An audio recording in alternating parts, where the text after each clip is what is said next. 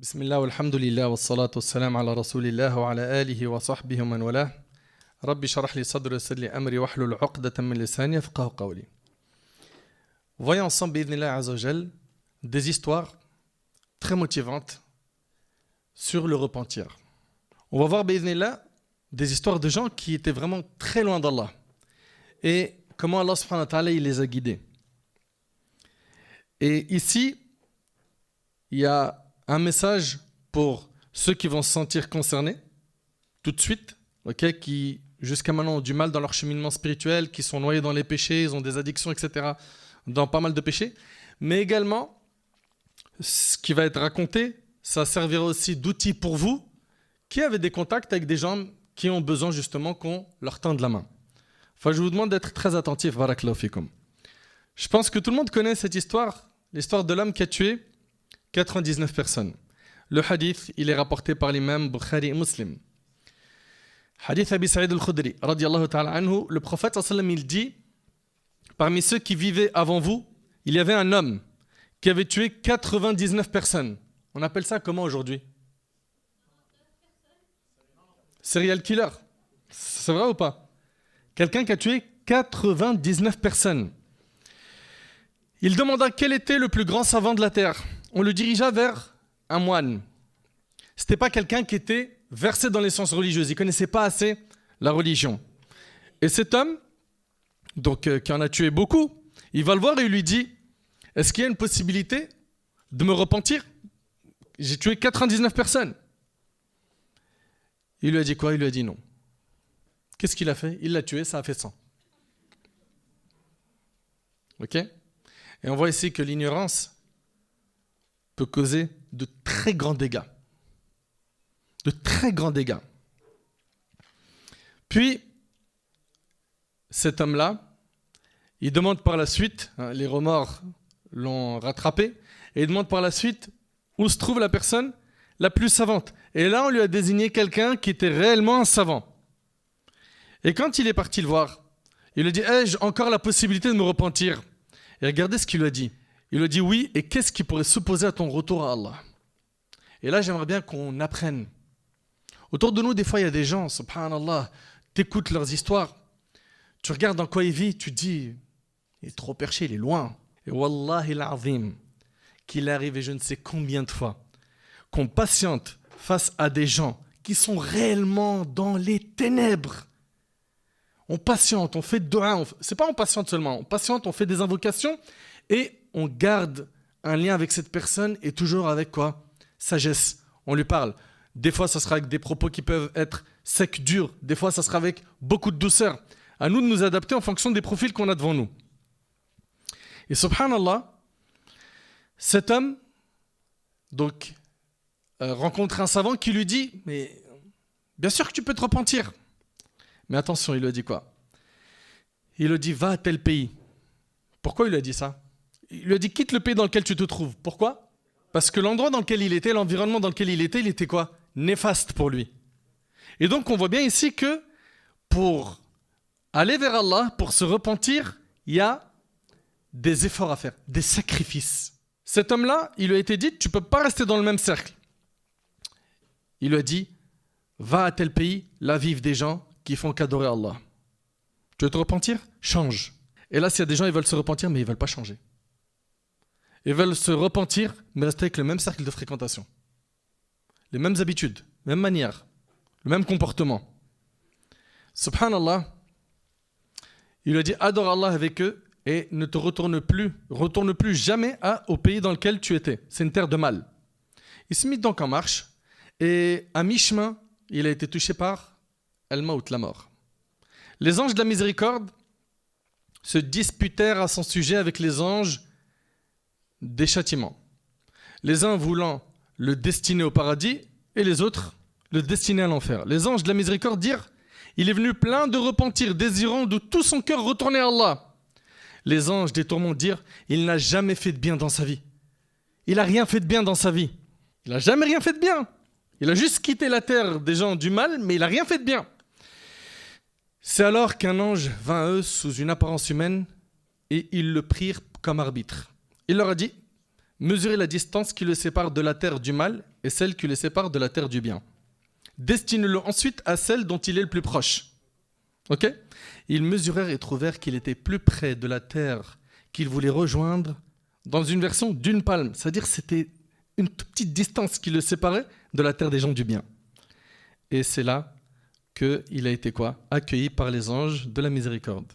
Les anges de la miséricorde lui ont retiré son âme, c'est rapporté par Bukhari Muslim. Dans une autre version, ici on a Allah Azza wa Jal inspira à la terre du mal de s'éloigner. Allahu Akbar. Allahu Akbar. Allah a inspiré à la terre du mal de s'éloigner et celle du bien de se rapprocher. Allah Tabaraka wa Ta'ala ici, il a changé la géographie de la terre pour cette personne. C'est vraiment très puissant. Et on y voit quoi ici ? L'immensité de la miséricorde d'Allah Tabaraka wa Ta'ala.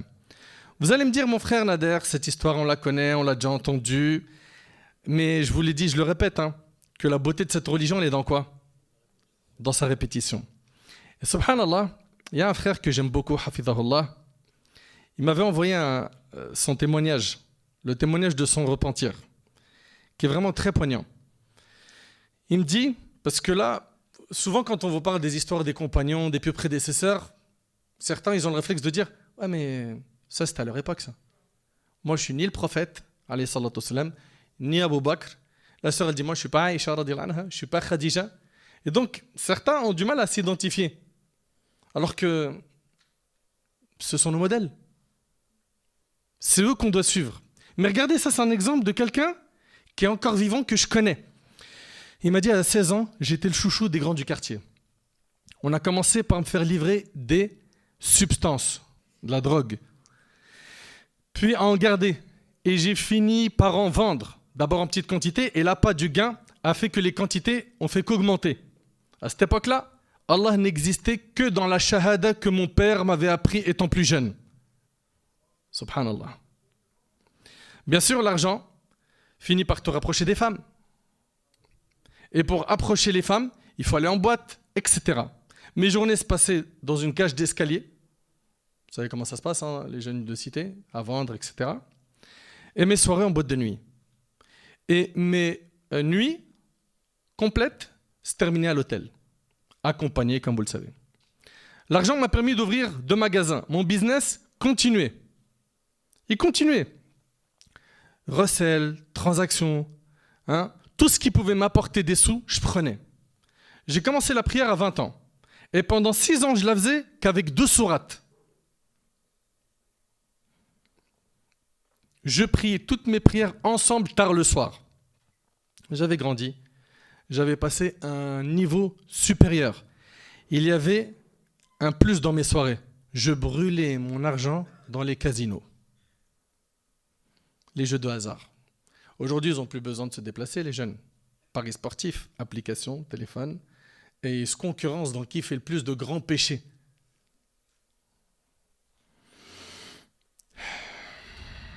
À ce moment-là, je mentais, je jouais aux jeux de hasard, je forniquais, je délaissais la prière, je volais, je vendais de la drogue. Je jeûnais pendant le ramadan et je voyais des femmes le soir. Mes tarawih étaient dans les cafés à jouer aux cartes. Ça fait un paquet quand même, Oui ou non? Il dit, un soir d'hiver en 2009, le peu de foi que j'avais est tombé au plus bas. J'ai eu une envie de mourir. Allahu Akbar. Et vous savez, quand on assombrit son cœur par les péchés, à la fin, il n'y a plus de goût à la vie. Et grâce à Allah, écoutez ce qu'il dit, Allah a mis des frères, mashallah, sur mon chemin. On a quoi ici, là? Allô? La fréquentation. Combien de fois on entend, j'ai envie de me repentir, j'ai envie d'être quelqu'un de bien, mais fréquente des gens qui sont néfastes, nocifs pour sa foi. Mais apprenez à faire de bons choix. Réveillez-vous. Jusqu'à quand? Vous vous mettez en danger, ici-bas et dans l'au-delà, parce que les péchés ont des conséquences. Mais les gens semblent oublier. Il dit, ces frères-là, ils ont commencé à me faire des rappels. Et je me suis rendu compte que ce fameux soir de 2009 était un appel d'Allah pour me ressaisir. Alhamdulillah. Il dit aujourd'hui, je prie à l'heure. J'ai arrêté la fornication. je prends des cours de religion. Tout mon argent haram a disparu. Et pour ce faire, j'ai dû zapper mes anciens amis. Ici, vous voyez bien, hein? Comme l'homme qui a tué 100 personnes. Tu ne peux pas dire, je me repens, je reste avec des mauvais. Et c'est eux mon cercle rapproché. Tu peux à la rigueur mettre une bonne distance entre toi et eux. Et quand tu sens que tu es assez fort, tu les appelles Allah. Mais tu continues à la garder autour de toi. Ceux qui t'éloignent d'Allah subhanahu wa ta'ala, tu te mets en danger. Subhanallah, ce frère-là, il dit qu'il a zappé ses anciens amis et il a zappé les vices qu'il avait. Il dit, Alhamdulillah, je n'ai jamais été aussi heureux. Et l'apogée de tout ça fut la guidée de ma maman. Alhamdulillah. À travers ce témoignage, on voit que quoi qu'on ait fait comme péché, on ne doit pas désespérer de la miséricorde d'Allah. Allah tabaraka wa ta'ala, il pardonne les péchés. قُلْ يَا عِبَادِيَ الَّذِينَ أَسْرَفُوا عَلَى أَنفُسِهِمْ لَا تَقْنَطُوا مِنْ رَحْمَةِ اللَّهِ إِنَّ اللَّهَ يَغْفِرُ الذُّنُوبَ جَمِيعًا إِنَّهُ هُوَ الْغَفُورُ الرَّحِيمُ. Ô vous qui avez commis des péchés, des excès à votre propre détriment, ne désespérez pas de la miséricorde d'Allah. Vous dites jamais, c'est cuit pour moi. Wallah, j'ai reçu des messages sur Instagram où des petits jeunes, ils me disent, on a commis zina 1 fois, 2 fois, 3 fois. La sœur, elle me dit, je me sens sali. Je ne sais même pas si Allah il va me pardonner. Vous savez, à partir du moment où vous pensez qu'Allah ne vous pardonnera pas, sachez que vous êtes tombé dans un grand piège du diable. Il veut vous détruire ici-bas et dans l'au-delà. Allah Ta'ala, il pardonne tout. À partir du moment où quoi? On revient repentant, sincère envers lui dans notre repentir. Subhanallah, ce témoignage-là, il est vraiment très très très fort. Un autre, il dit, je suis jeune, converti, cela fait 4 ans bientôt. J'avais 16 ans quand j'ai connu la religion. À peine m'être converti, une dure épreuve est venue. Et ça arrive ça des fois. Tu reviens vers la salat, une grosse épreuve. Tu reviens vers l'islam, par un repentir sincère où tu te convertis à l'islam, boum, tu es touché par quoi? Une grosse épreuve. Et combien ils se sont loupés dans ces moments d'épreuve, pensant que l'islam, ça apporte du mal. Ils ont des mauvaises opinions d'Allah. Et tout cela n'est dû qu'à leur ignorance de la religion. Si seulement ils connaissaient Allah subhanahu wa ta'ala, Ibn al-Qayyim rahimahullah, il dit, je me suis étonné de celui qui a connu Allah et qui ne l'a pas aimé. Celui qui le connaît réellement l'aime, subhanahu wa ta'ala. Vous connaissez ce hadith de Omar al-Khattab où le prophète ensemble, il vient avec un butin. Et voilà tout à coup l'une des prisonnières qui vient en toute hâte. Dès qu'elle a trouvé un bébé parmi les prisonniers, elle le serra fort contre sa poitrine. Et elle lui a donné son sein à téter. Le prophète a dit, verriez-vous cette femme jeter son enfant dans le feu? Vous voyez une femme jeter son bébé dans le feu? Nous dîmes non par Allah. Il a dit, alayhi salatu wassalam, Allah est certainement plus miséricordieux envers ses créatures que cette femme envers son enfant. Allahu Akbar. Et ceux qui sont mariés connaissent à quel point la maman, elle a une miséricorde qui est impressionnante envers son bébé. Combien de fois elle se lève la nuit? Combien elle sacrifie ses nuits pour ce bébé? C'est impressionnant. Elles ont une force qu'on n'a pas. Toi, tu entends à peine un tout petit bruit, tu le dis, s'il te plaît, sors-le de la chambre, donne-lui quelque chose. Elle tient. Et c'est des semaines, voire des mois, où elle est en train de tenir. C'est dur. Et puis il pleure pour tout, au début, il ne parle pas. Il pleure, c'est-à-dire soit j'ai faim, soit j'ai mal au ventre, soit... Il faut deviner après, il faut décoder. Non, c'est quelque chose, wallahi. Eh bien, sachez qu'Allah, tabaraka ta'ala, il est plus miséricordieux envers ses créatures que la maman envers son enfant. Allahu Akbar, subhanallah. Je reviens à notre histoire. Il dit à peine m'être converti, une dure épreuve est venue. Suite à un retard de loyer, j'ai fini expulsé. C'est-à-dire, toi, tu te convertis à l'islam, ok? Puis, quelques temps après, tu perds ton logement. C'est une secousse, oui ou non? Très bien. Il dit, je suis expulsé moi ainsi que toute ma famille. On n'a pas d'endroit pour aller dormir. Ma mère, face à tout cela, a réussi à trouver un appartement quelques mois après, alhamdulillah. Entre-temps, moi, j'ai dû faire face à la débrouille. Le ramadan, il passe. Je fais des rencontres de frères, mashallah. Chaque dimanche, on avait rendez-vous entre nous pour se rappeler les bienfaits d'Allah. Mais voilà que mes fréquentations changent. Alors, j'ai commencé par d'abord dealer pour des grands.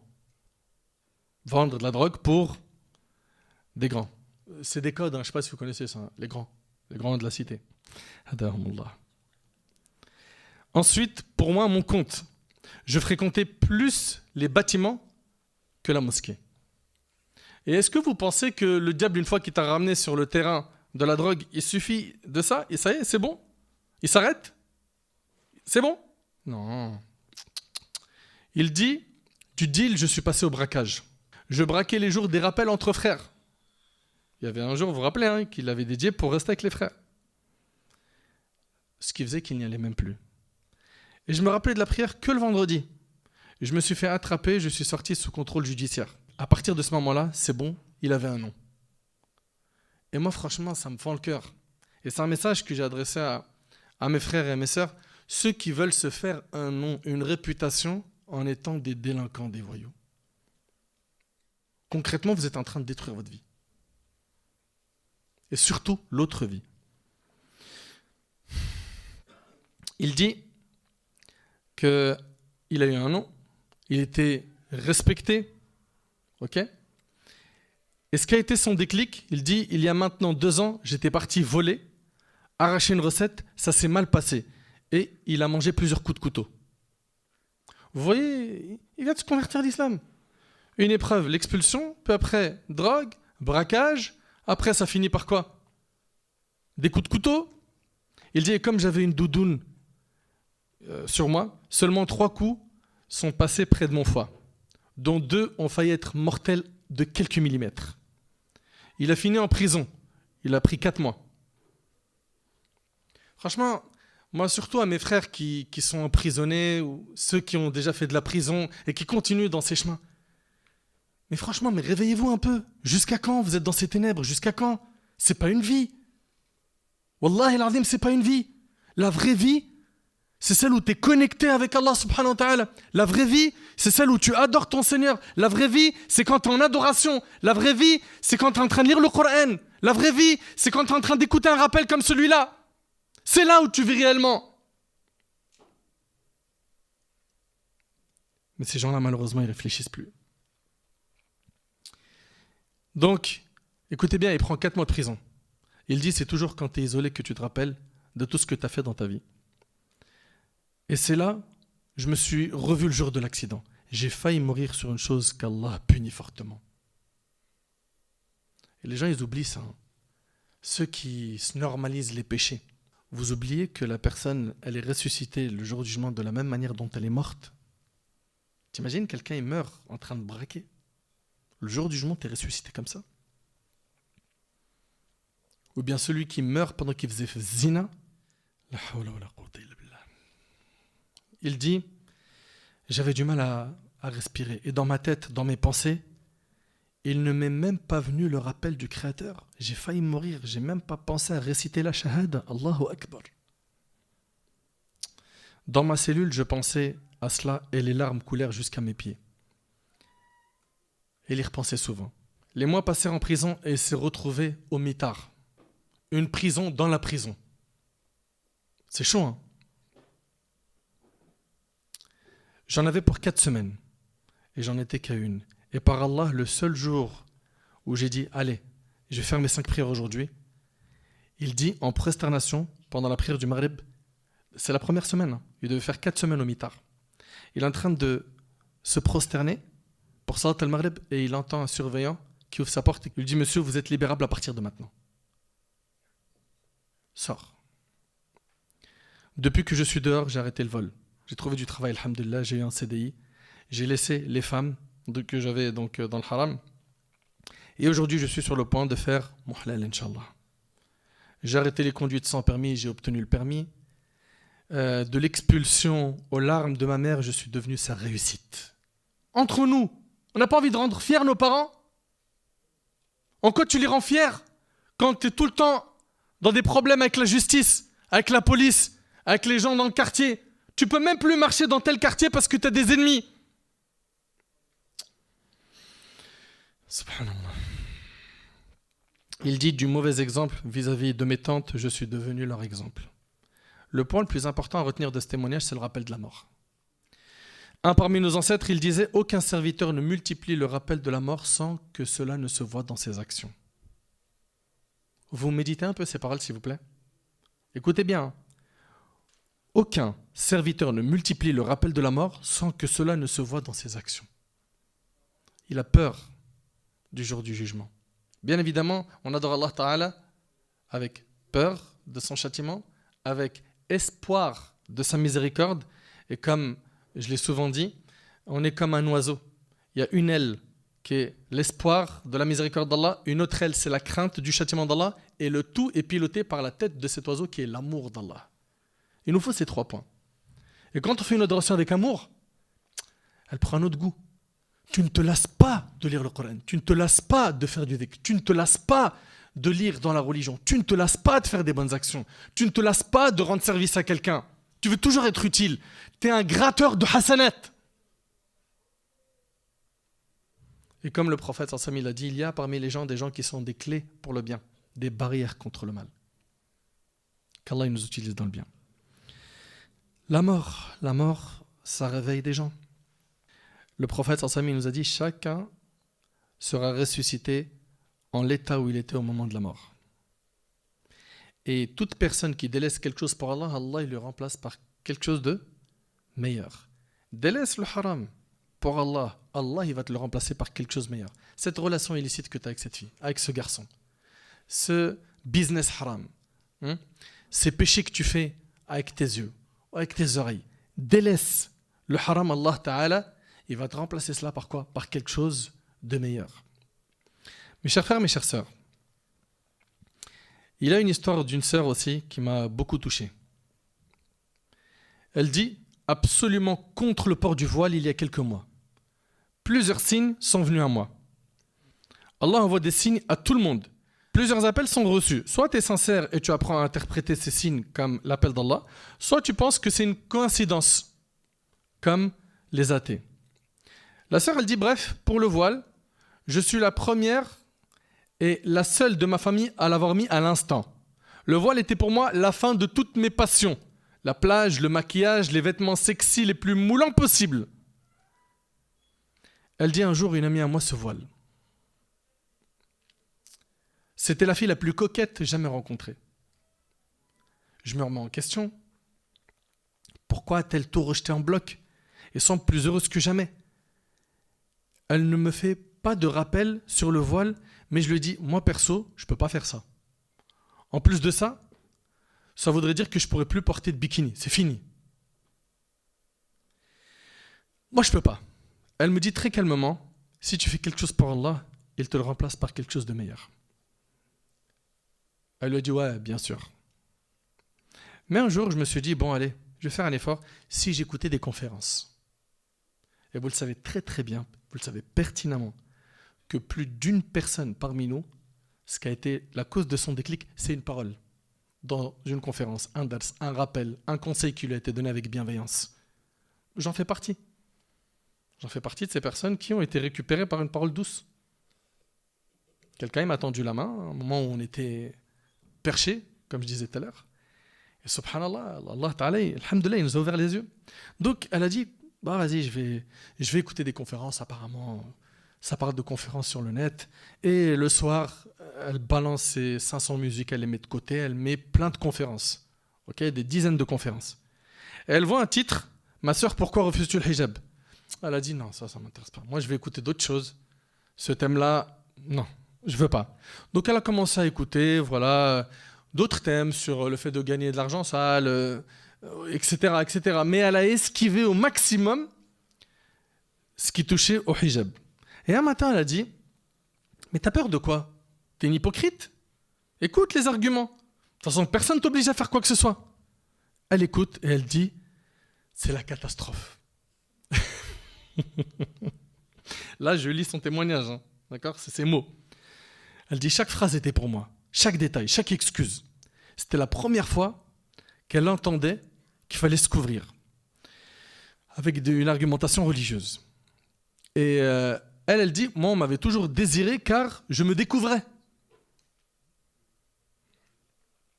Et là elle entend qu'il faut quoi? Qu'il faut porter le hijab. Donc elle commence à se remettre en question. Mais quelle est ma relation avec Allah? Est-ce qu'on peut dire de moi que je fais partie des gens qu'Allah aime, ceux qui disent nous avons entendu et nous avons obéi? Moi certes, le hijab, je l'entends tous les jours. Mais est-ce que j'obéis? Oh que non. Je ferai donc partie des soldats de Satan? Ça c'est ces mots. Hein. Je ne l'ai pas mis tout de suite. Le lendemain, j'ai fait ma prière et j'ai demandé du plus profond de mon cœur, Ya Allah, si vraiment tu fais de nous ce que tu veux et que tu m'observes, fais-moi faire quelque chose que je n'aurais jamais fait, jamais voulu faire de moi-même en religion. Quelque chose qui me dépasse.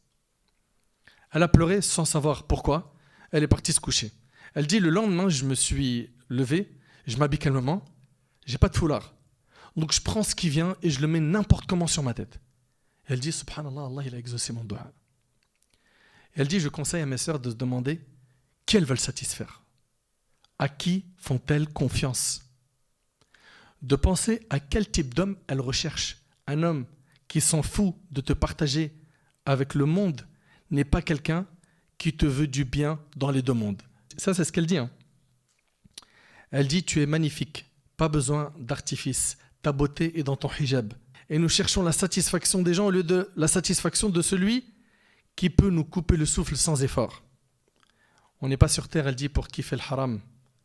Mais sœur Fila, on voit ici, subhanallah, que cette sœur-là, elle est passée d'une grande faiblesse, comme on a pu le voir, à une conviction, une force, qui me rappelle d'ailleurs les sorciers de Pharaon.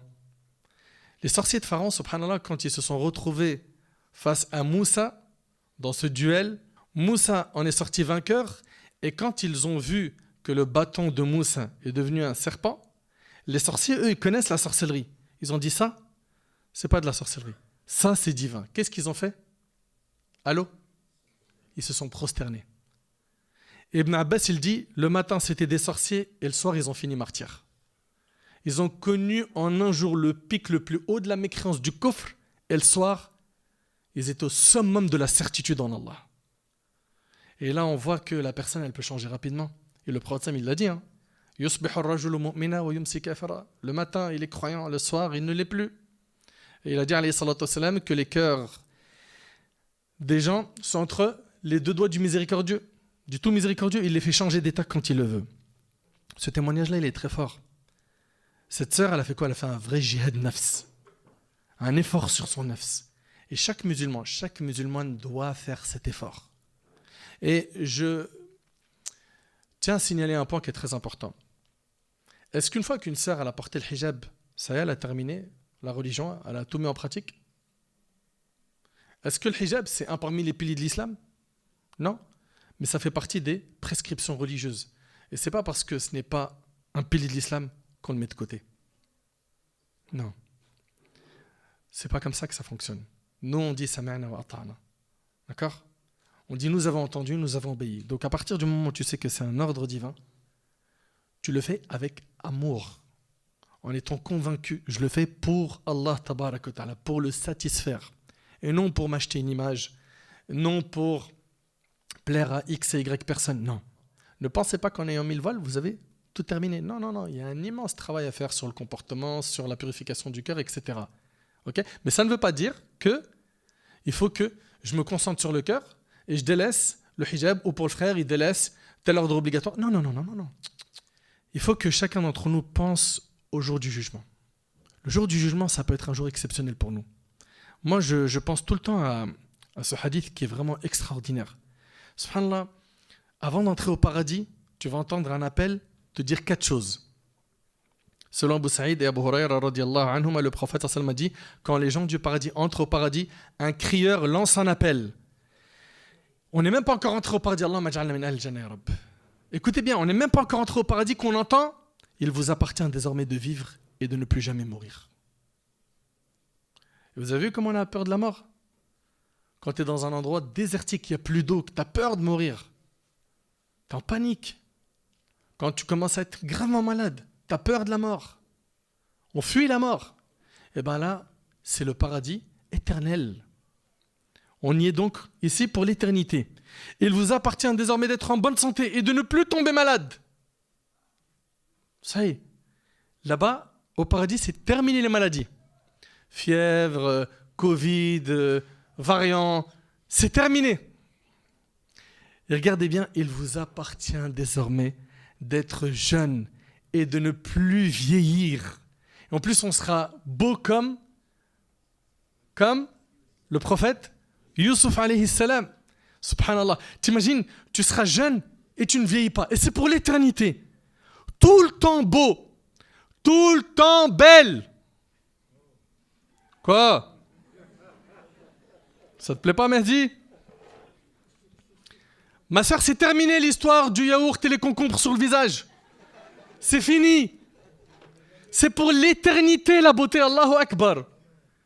Vous imaginez un peu? Il vous appartient désormais de jouir et de ne plus jamais être misérable. C'est terminé les malheurs, c'est terminé la tristesse pour l'éternité. Dans le hadith de Al-Mughira ibn Shu'ba radiyallahu anhu, le prophète sallam a dit, Moussa demanda à son Seigneur, comment sera celui qui occupera le plus bas degré du paradis?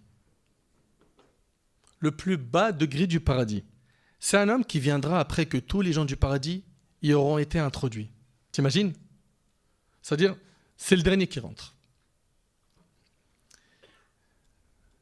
Allah lui dit, entre au paradis. Il dit, Seigneur, comment est-ce que j'y entre alors que les gens ont déjà occupé leur place et reçu les biens qu'on leur y avait préparés? Ça y est, ils sont tous en place et ils ont tous reçu leur récompense.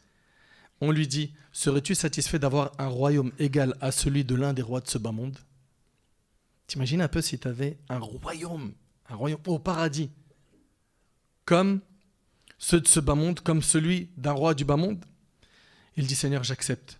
Il dit, tu as cela, ainsi qu'un autre pareil, un troisième pareil, et un quatrième. Il dit au cinquième, Seigneur, j'accepte. Il dit, tu as tout cela, et 10 fois plus encore. C'est-à-dire que le plus petit degré au paradis, c'est 50 fois la vie d'un roi sur terre. Qu'est-ce qu'on attend pour retrousser nos manches? Qu'est-ce que t'attends, mon frère, ainsi que toi, ma soeur, pour revenir vers Allah, sérieusement? Que ce ne soit pas des paroles en l'air. Et on connaît nos points faibles. Pourquoi jusqu'à maintenant persister dans l'erreur? Pourquoi continuer dans le péché? À nous de nous concentrer sur la purification de notre cœur et d'avoir toujours cet objectif de satisfaire Allah subhanahu wa ta'ala. Cette action-là, c'est peut-être la dernière dans ma vie. Il faut que ce soit quoi? Que des actions qui soient excellentes, qui soient les meilleures. Pourquoi? Pour récolter le succès le jour du jugement. Le hadith qu'on vient de voir là, 50 fois la vie d'un roi sur terre, il est rapporté par l'imam muslim. Donc, ahbab el-kiram, les histoires elles sont très nombreuses. J'en avais un paquet qu'on essaye de faire un effort, barakallahu fikum. Et on demande à Allah tabaraka wa ta'ala de nous guider, de nous pardonner. Rappelez-vous une chose, c'est que quoi que tu fasses comme péché, tes péchés sont rien face à l'immensité de la miséricorde d'Allah. On demande à Allah tabaraka wa ta'ala de nous faire miséricorde. On demande à Allah azza wa jal de nous pardonner nos manquements. On demande à Allah tabaraka wa ta'ala d'améliorer notre situation. On demande à Allah azza wa jal de faire de nous des pieux. Ya Rab, facilite-nous à repentir sincère. Ya Allah, tu connais nos manquements, tu connais nos erreurs. Aide-nous à nous corriger. Ya Rab, facilite-nous les chemins de la connaissance. Ya Rab, fais qu'on soit des pieux sincères. Ya Allah, accorde-nous une bonne fin. Fais que le jour du jugement il soit facile pour nous. Ya Allah, ne nous humilie pas ce jour-là. Ya Rab, fais que le jour du jugement soit un jour de joie pour nous. Accorde-nous notre livre de la main droite. Facilite-nous le jugement. Fais que l'on soit sous l'ombre de ton trône le jour où il n'y aura d'ombre que la tienne. Accorde-nous de boire du bassin du prophète sallallahu alayhi wa sallam. Facilite-nous de passer sur le pont du Sirat rapidement, à la vitesse de l'éclair. Accorde-nous le paradis, ya Rab. Accorde-nous le paradis. Accorde-nous al-Jannah. أسأل الله سبحانه وتعالى أن يتقبل مني ومنكم صالح الأعمال أسأله تبارك وتعالى أن يتوب علي وعليكم هذا والله أعلم سبحانك اللهم بحمدك أشهد أن لا إله إلا أنت أستغفرك وأتوب إليك وآخر دعوانا أن الحمد لله رب العالمين